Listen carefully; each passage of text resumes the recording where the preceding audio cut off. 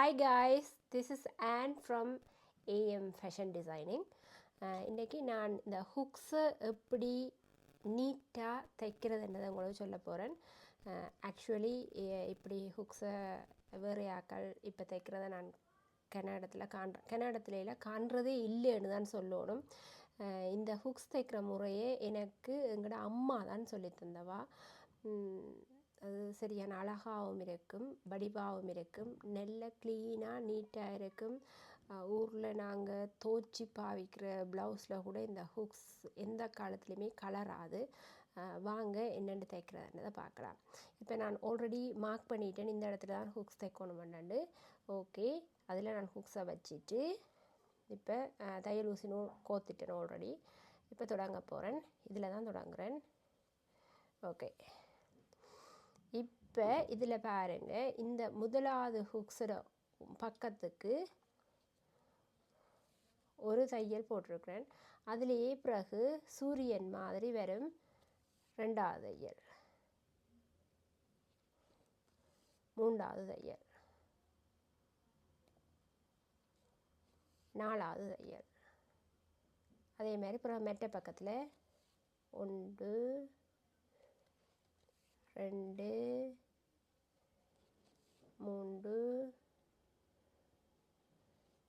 4.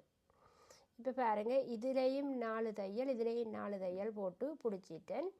இது ஒரு இடத்துல சில பேர் தைச்சிருப்பினா அது அந்த இடத்த பிச்சு கொண்டு சில நேரம் வந்துடும் ஹுக்ஸ் ஈஸியாக.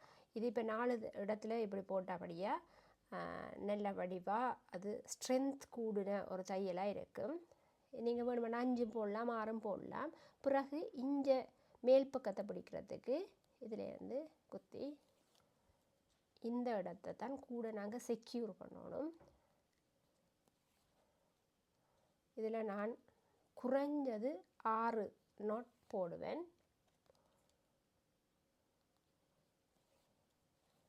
ப்ளவுஸை வடிவாக முடிச்சுட்டு ஹுக்ஸை தைக்காட்டி அவசரத்தில் முக்கியமான இடத்துல ஹுக்ஸ் போட்டுக்கொண்டு கேட்க ப்ளவுஸ்லேருந்து ஹுக்ஸ் கலண்டுச்சு தானே இப்படி இருக்க வேண்டி யோசிக்கிறீங்க.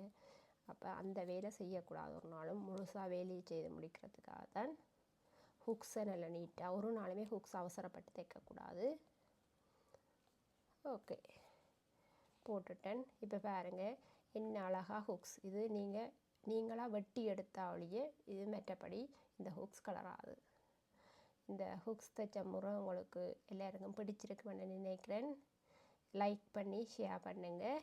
தேங்க்யூ. இன்னொரு வீடியோடு சந்திக்கும் வரை பபாய்.